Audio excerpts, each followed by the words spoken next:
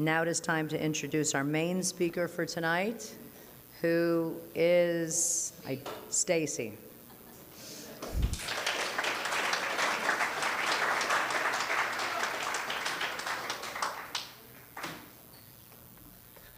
My name is STACY Sloan. I am an alcoholic.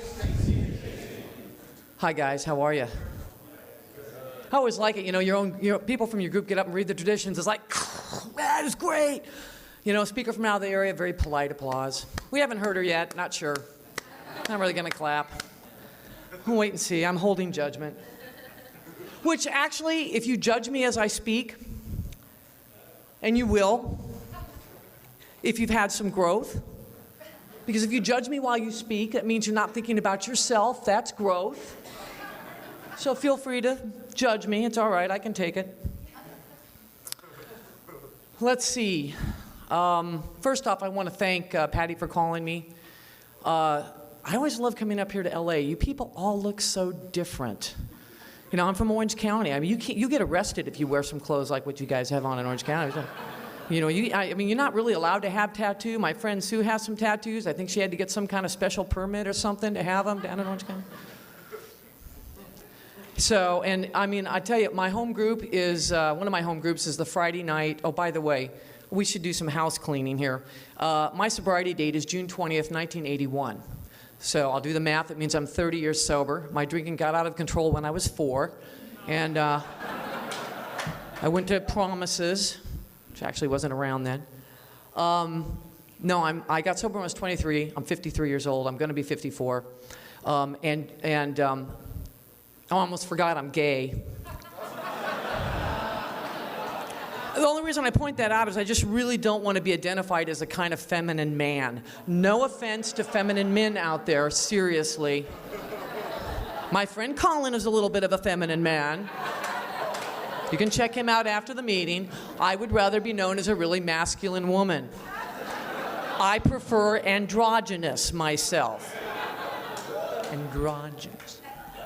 But it was so weird. We come in here, and I don't even know who it was I saw in the bathroom when I first went in. As she was coming out, she's probably thinking, oh my God, the speaker is so fucking stupid. I come in, and all I hear are voices. I'm like, is the meeting down here? She's like, that's the bathroom. Okay, I'm sorry, it's the bathroom. I go into the bathroom and Patty's in there and she takes one look at me and she goes, oh, Stacy? And I'm thinking, wow, she is so intuitive. Now I realize Jonathan, who got me into this mess, said, Patty, she's really a masculine looking woman and she's from Orange County, so the dress is not so much. No wonder, I walked in, you're like, oh my God, it's the speaker.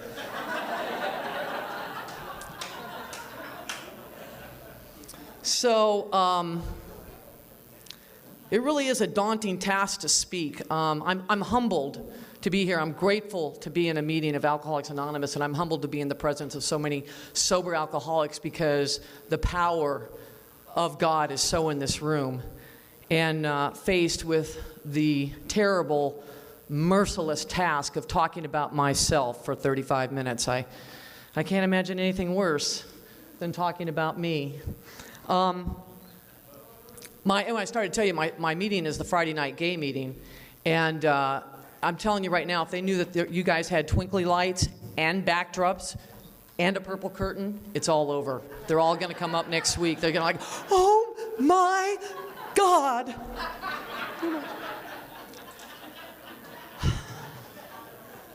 So really, that's about it for the humor.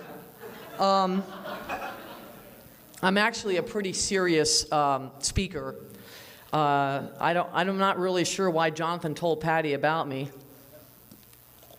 Some of you in the back will probably just be, but I'm going to talk anyway. So what it used to be like, what happened, what it's like now. First off, I'm a book thumper. I'm a big-time book thumper. I'm a book quoter. I'm a 12 and 12er. I went to a 12 and 12 meeting for my first 22 years of sobriety. I know the books inside and out. I sponsor a lot of women, and I get a chance to use the steps a lot. And I'm so grateful that the steps were handed to me by somebody. First off, I really don't tell people to look at the 12 and 12 until you have 5 years. Because the 12 and 12 is really in-depth, and it can really complicate, made a list. It can really complicate that. came to believe that a power greater than ourselves could restore us to sanity, you know? One of my favorite paragraphs that I do read, and I'm going to read it now, and you're going to hear me read a few things. In step 2, you know, I get asked a lot, why haven't I changed? Why can't this? Why hasn't this happened? Why am I still so crazy? You know, and I love this part that says, you know, that we found that riddle's answer. You know, the answer has to do with the quality of faith rather than its quantity. This had been our blind spot. We supposed we had humility when really we hadn't. We supposed we had been serious about religious or spiritual practices or the steps, when upon honest appraisal we found that we had only been superficial. Or going to the other extreme, we had wallowed in emotionalism and had mistaken it for true religious, spiritual feeling. In both cases, we had been asking something for nothing. The fact was that we hadn't really cleaned house so that the grace of God could enter us and expel the obsession. In no deep or meaningful sense had we taken stock of ourselves, made amends to those we had harmed, or freely given to any other human being without any demand for reward.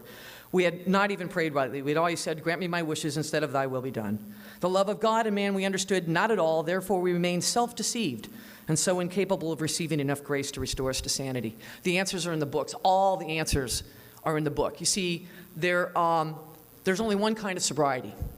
There's one kind of sobriety, right? That's why people say, you know, step 1 is the only step I can work 100% correctly. You know, well, that's probably true. You know, absolute sobriety, abstinence of any mind-bending chemicals and alcohol. But my friends, there are many different kinds of recovery. Many different kinds of recovery. You know, and so the question I would pose to all of you here tonight is, what kind of recovery do you want? I know what kind you have right now. Oh, it's going to be one of those meetings. You're not going to hear a drunkalogue. I've been sober almost 6 times longer than I drank. I drank from 18 to 23. I don't, you know, I did all the usual pitiful and incomprehensible demoralization. I would get drunk, give a blowjob. Get drunk, give a blowjob. Now, I know a lot of you guys are out there, where were you when I was drinking? I don't know. Maybe we were there, I don't know.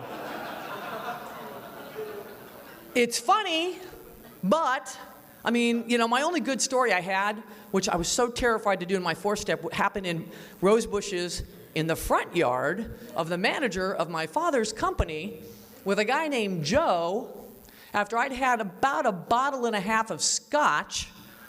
But, you know, it's a funny story, but it's instructional because it's instructional because that's pitiful and incomprehensible demoralization, because I was doing something truly contrary to my nature. My nature is not to be in the rose bushes with a guy. It's to be in the rose bushes with a woman. Thank you. Could I even get that part right? No. You know, I mean, it's what alcohol did to me and for me. When I drank, I was quicker, better, faster, stronger. I was more. I always want more. I'm still that way today. You know, we came up here early. I took the day off, so I didn't have to fight the traffic and all that stuff.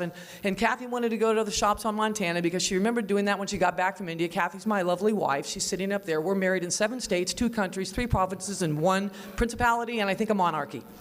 So, yeah.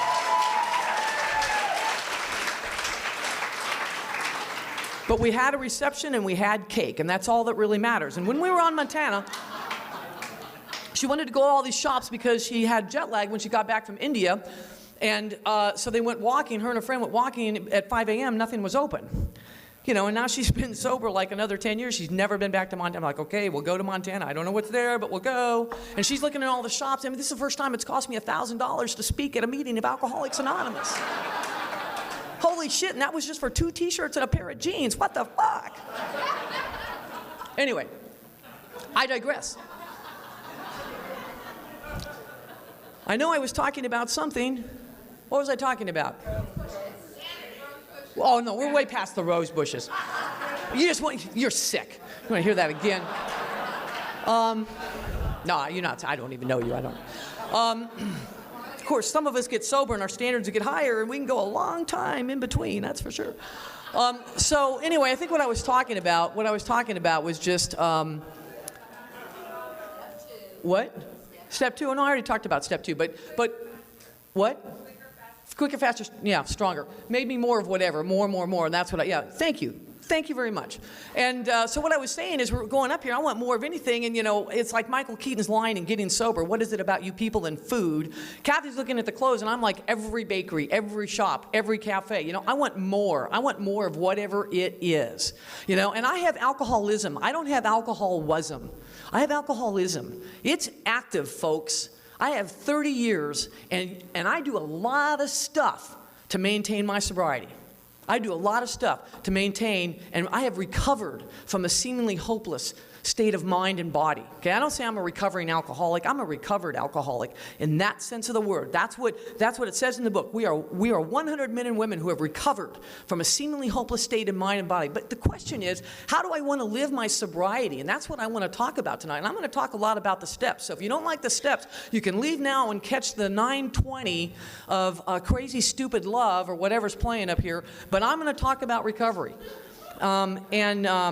Which pretty much sums up most of our relationships, right? Crazy, stupid love. And it takes a long time to get them right. But, I'm so grateful that I had people around me that said, you work the steps the way it says in the book to work the steps. And that's kind of where I digressed. I said, don't read the 12 and 12 to your 5. In the big book is very simple about how you work the steps. Steps 1 and 2 are reflection. 3, I did with my sponsor on my knees. Still didn't require a lot of action. Step 4, obviously is more major. That's the one that nobody wants to work, and I have no idea why, because it gives you the most relief when you get to 5, And I had somebody tell me a long time ago that yes, we separate the steps, but it is 4, 5, 6, 7, 8, 9, because it's prepare, execute, prepare, execute, prepare, execute. And so, each step sets us up for the next one. And once you have some time, you get to work those steps however you want, as often as you want, as you need to work them. And that's when I said, what kind of recovery do you want? I mean, there's rhetorical recovery, right? It's just like, it's the same thing over and over again. You know what you're going to say, and it's all a matter of fact. And, it doesn't really mean anything. It's just kind of like you phone it in, My wife, Kathy, always talks about, I think in Texas they always talk about, it's like shoes. You have, the loafers, the slippers, and the sneakers. Yeah, shoes. That's big in Texas. But anyway, it's like, what do you want? Like, I wanted it all. I wanted everything. I can't imagine not drinking, not using, and, just kind of hanging out and doing what would get me by. It's like when I've been in plenty of 12 and 12 meetings where somebody would say, well, when my back's up against the wall. That was a popular saying in the 80s. When my back's up against the wall is when I work the next step. Really? I don't want what you have. I mean, there's a part in there that talks about it as Bill sees it, that we found that we could voluntarily reach for humility, that it didn't always have to be bludgeoned into us. I like that idea. Now, getting back to what it used to be like, what happened, okay, you heard me say I only drank from 18 to 23. I was raised, I'm a freak of nature. I was raised in I used to say a very normal, functioning home. My parents were both born and raised in Iowa. They'd known each other since like they were 6 years old or something. But they were both raised by German parents. You don't talk about how you feel. You don't act about how you feel. You don't do any of that stuff. And when they got married and had kids, they said, you know what, we're not going to, and I applaud them for this. They were very evolved. We don't want to raise our kids that way. We want to hug them, kiss them, tell them they can be anything they want to be when they grow up. My father started writing me notes when I was in college about that the room lights up when I walk in, and people are so lucky to know me, and don't forget what a difference you can make in others' lives. And they also always told me love and service, love and service, love and service. And you'll hear me talk about that tonight. I mean, every year I do my goals, and my goals are very simple. When I do the wheel of life, social, mental, business, finance, all that kind of stuff, the wheel of life. And one of them, of course, is spiritual, and my goal is almost always the same every year. Improve my conscious contact with God and be of love and service. Is there anything else? If there is, point it out to me. Improve my conscious contact with God and be of love and service to others, to Him and others. It's very, very simple. Everything in this program is very, very simple. But I was raised like that. And I know, usually I say, how many of you were raised like that? How many of you were raised like that? Raise your hand if you were raised like that. Because it's usually like 6 people. Usually like 6 people, And most of us, in Alcoholics Anonymous, when I hear your stories, I mean, it just breaks my heart. But the reason I like to tell that story is it doesn't matter. if you have a lurking idea in the back of your mind that, well, if only I hadn't been raped, if only my parents hadn't gotten divorced, if only I hadn't been a military brat, if only this hadn't happened, if only I hadn't, there hadn't been incest, if only, I might not be alcoholic. Alcoholism is a disease. It's a disease. Okay? It found me, it found you. It can happen in the most normal, well-adjusted, and I used to say normal, well-adjusted homes. I said there was no dysfunction in our family until I realized I'm alcoholic and gay. That's dysfunctional, I guess. But, anyway, nobody else in my family is alcoholic. In most of my outer reaches, I know I have like one great uncle and one cousin. Very little alcoholism in my family. I don't know, go figure.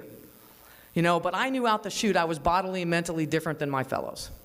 I didn't know why, And there are a lot of different things that kind of fit into my story that if I have time, I'll talk about a little bit. But you didn't just do this, did you? Oh, okay, good. I'm sorry, I didn't mean to call you out. So anyway, that's how I was raised. So I didn't even, I wasn't one of these ones who were like sneaking out, smoking cigarettes at 10, 12, starting to drink in junior high. That was not me. I went to college and I went, oh, alcohol, sorority, fraternities, fun, and I started drinking in college, and everybody pretty much drank like me. But at the end, but the thing is about alcoholism, it talks about this in the book. It says we're doing something that's very contrary to our nature. I mean, now think about that for a minute. I know that we all say our natural state is to be drunk. That's our natural state. I don't think that God's intention for alcoholics is to be drunk. I think God's intention for us is to be sober. Alcoholics can travel to places on the earth and do things for people and be of love and service in ways that nobody else can, and not just alcoholics. We have the unique ability to translate and transform what we have learned here to anybody. How many of you spoon feed it to people at work that don't even know they're getting it? You spoon feed it to your family, they don't even know they're getting it. We are unique and special people. If we embrace why we are here. If we embrace and take that moment to realize it's not all about me anymore, what can I do with this thing called sobriety? So anyway, so I started drinking, but what I realized is that the 20 questions, right? The 20 questions, and as far as, did you drink alone? Did you this, you that? I answered like 3. Now I've taken it again, obviously, and I've answered more like 8. But I'm not one of these like, oh, I answered all 20. I haven't.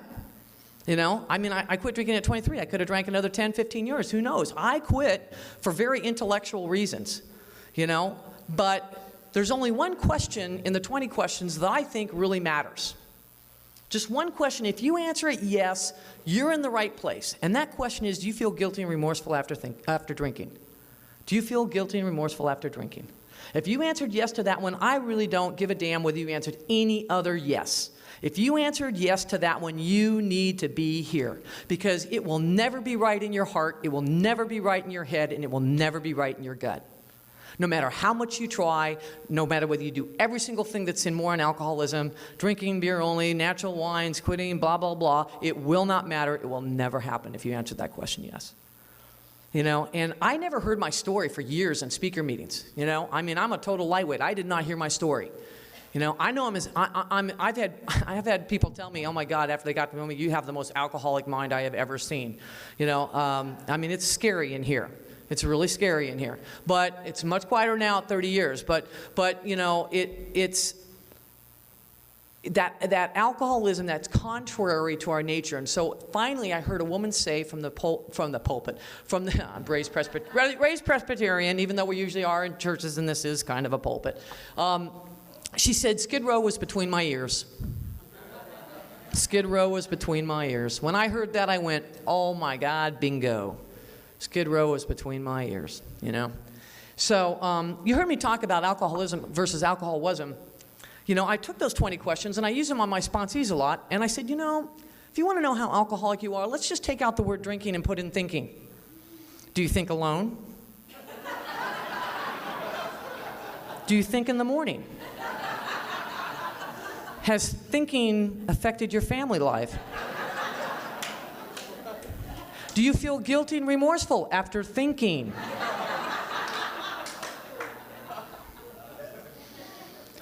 Every single question, right? Every single question.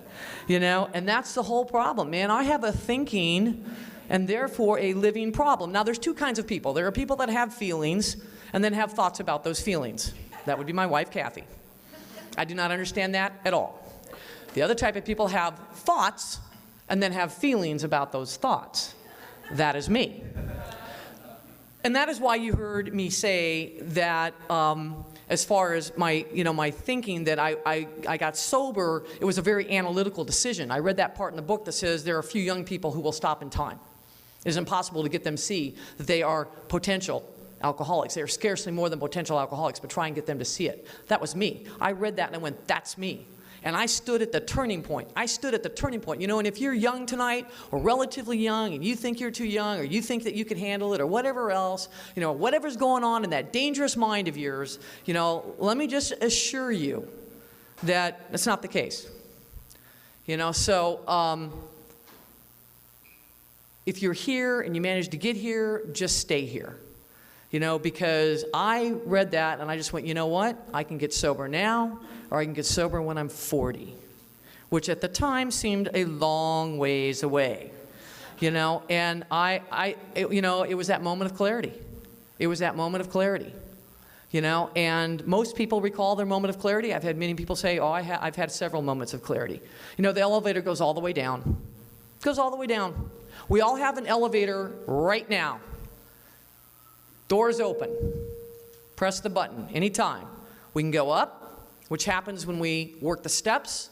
It says in the book we get catapulted into a fourth dimension which we had not even dreamed. And it also goes down. In the chapter more on alcoholism, it talks about Jim and Fred. Jim, who went out to the country and, he used to have a car dealership and he lost it and he stopped at this roadside place and he had a sandwich and a glass of milk, which he'd done many times.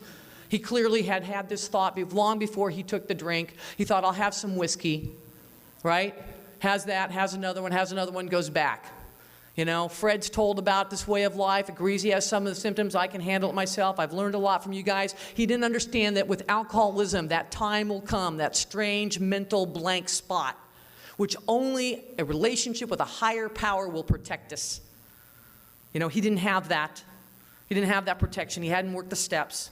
He hadn't had a spiritual awakening as a result of these steps. And he crossed the threshold after a beautiful day, not a thought of drinking, and had highballs, several more, and he was off and running. And what I know is, and I don't want to offend anybody, and I don't want to freak anybody out when I talk about God, but what I know is that we have to find a spiritual way of life.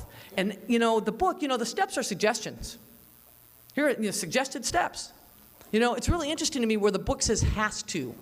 It talks about in the family afterwards, whether the rest of the family does or not, the alcoholic has to find a relationship with a higher power if he's to recover.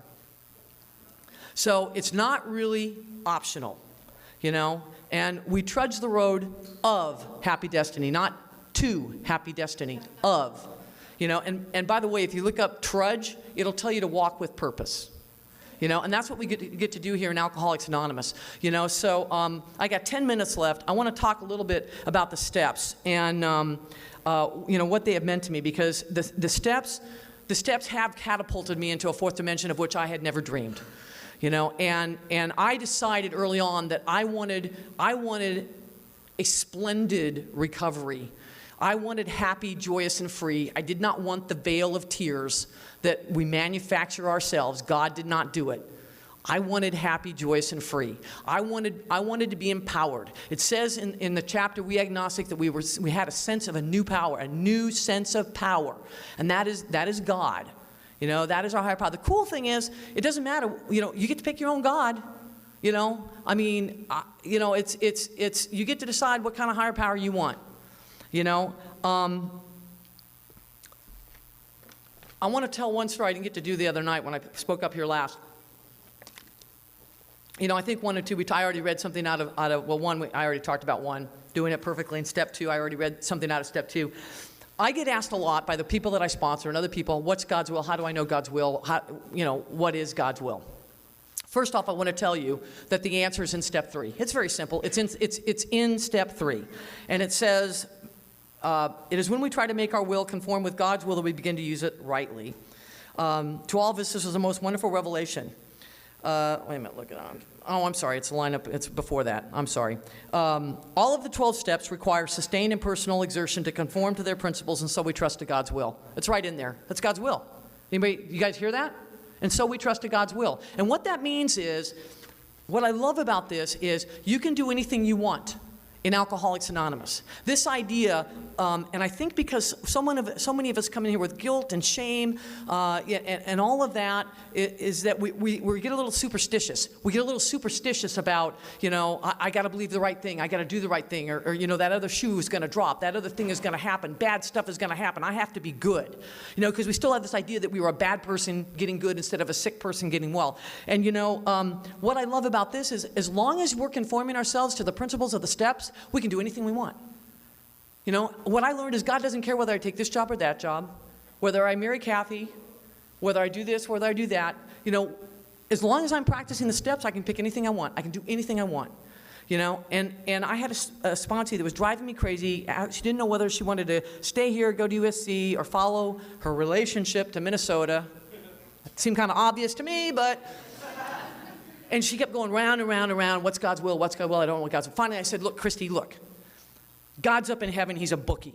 He's behind the little gate. He's got the little visor on, he's got the garter on his arm, and you come up and you give him the ticket. And behind him, like at the dry cleaners where you push the button, are all millions and millions and billions of blueprints. And you pick anything you want and you give God the ticket. And he pushes that button in until that blueprint comes out, and he pulls it out and he rolls it out, and there it is. There's your blueprint. You are protected, you are divinely inspired, you are loved, you are taken care of. Everything you need is in that blueprint. And within that blueprint, there's hundreds of other blueprints, you know, like Harry Potter, where everything kind of comes to life. It's all there. You can do anything you want, it's all there. And she thought about it for a second, she goes, what if I go to USC? Oh my God, Christy, then she's gonna push the button and it's gonna come out and there's gonna be a blueprint. But what I love about it is we get to pick whatever we want. We have total freedom of will. And yet we are totally divinely cared for and protected because God has all the blueprints. There is not a blueprint God does not have.